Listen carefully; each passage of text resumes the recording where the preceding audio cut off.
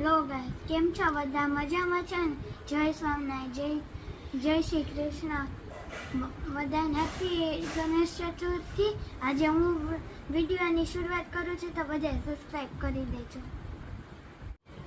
તો હું હવે છે ને ટાઈમ ટેબલ બનાવું છું, હું તમને બતાવું.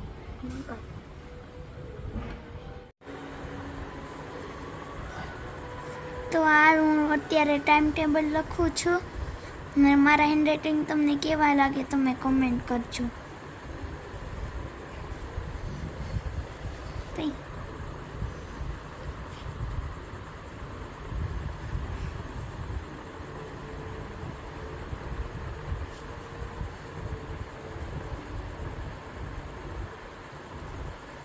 તો હવે જો મારી મમ્મી આવી ગઈ છે. ટાઈમ ટેબલ લખોસ? અચ્છા, એ વેરી ગુડ.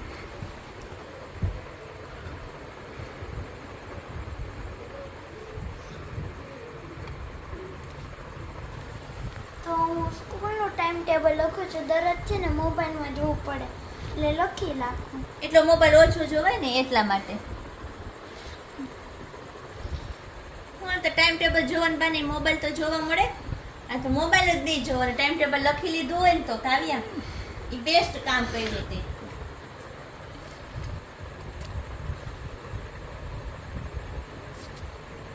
હવે મંગળા રાજા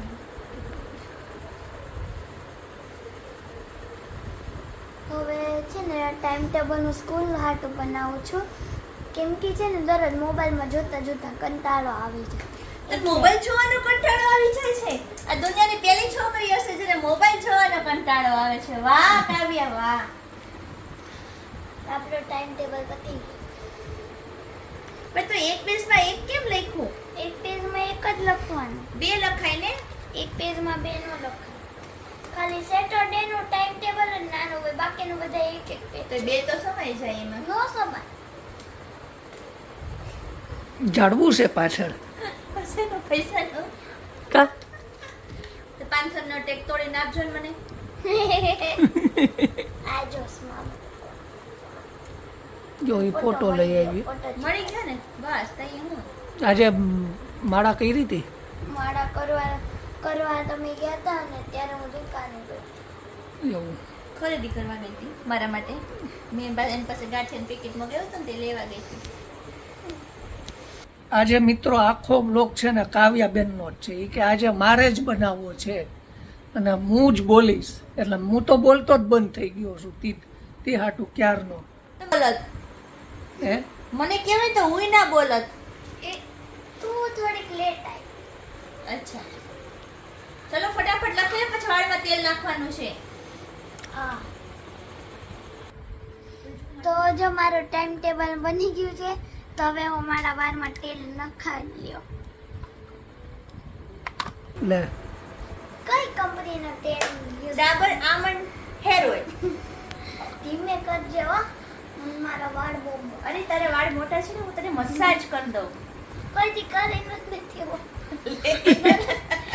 તેલ નાખું ત્યારે કરી જ દઉં છું હો.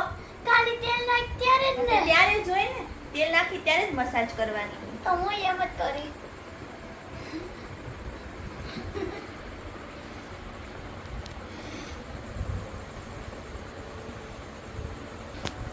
તો કાલે તારા વાળમાં મારે 1 કિલો તેલ નાખીશ ત્યારે મેળ પડશે.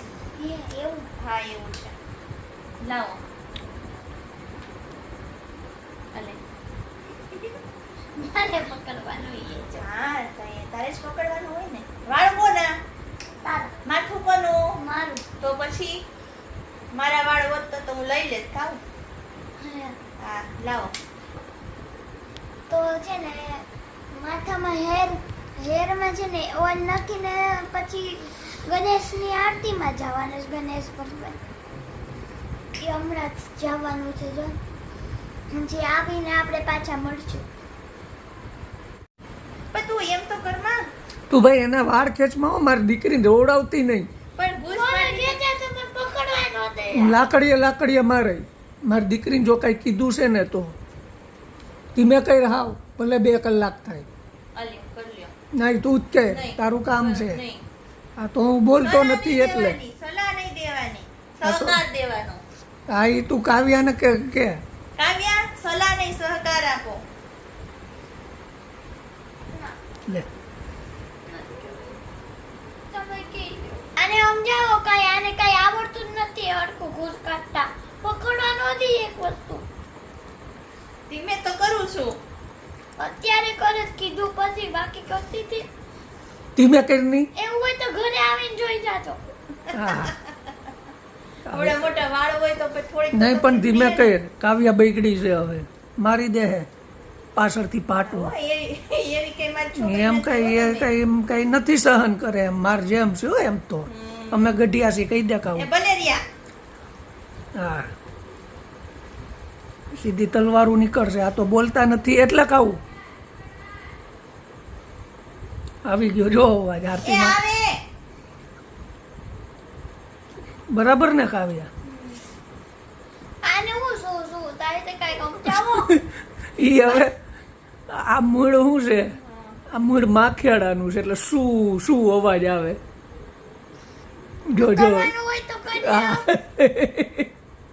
પતંગ પપ્પા છો ને પણ એ હારું છે મોબાઈલ નથી દીધો મોબાઈલ જોતી હોય તો અડધી કલાક આટવા મૂકી દે જો મોબાઈલ જોવા માંડે મારી વાત કરસ કે તારી વાત કરસ? તારી વાત કરો તારી જ વાત થાય છે અહીંયા બીજા કોઈની નથી થતી ઓકે વાહ ઓકે જોયું ને ઓકે ઓકે કયા કરે બસ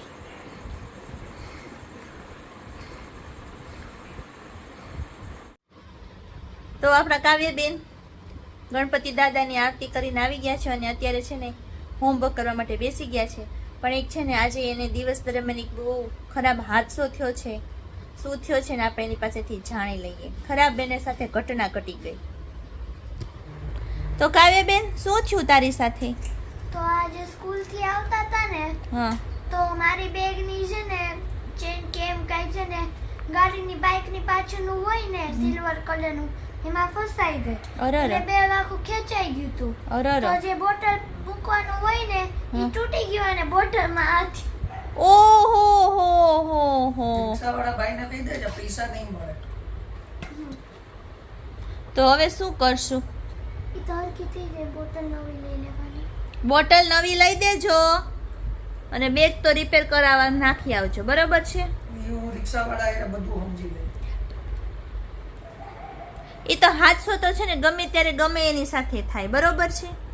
હવે કાવ્ય વાત હા. એ તો ભગવાને કર્યું હોય છે મને આનથી વધારે દુઃખ લાગવાનું હોય છે એટલે કર્યું હોય છે તમારા કાવ્યબેનને છે ને આ વાતનું બહુ મોટું દુઃખ લાગ્યું છે કે મારી બેગ ફાટી ગયું અને બોટલે તૂટી ગઈ. આવીને એટલી હિપકા ભરી ભરીને રોતી હતી ને પણ મેં કીધું હું થયું એ કે મમ્મી કે મારી છે ને આવી રીતના થયું. હું કહું એ તો બોટલ આપણે નવી લઈ આવશું અને બેગમાં તો છે ને સિલાઈથી ખેંચાઈ ગયું છે. આમ ફાટ્યું નથી પણ સિલાઈથી ખેંચાઈ ગયું છે તો સિલાઈ કરવા આપી આવશે. તો રોમાં ત્યારે માન છાની રહી અને જમવા બેઠી.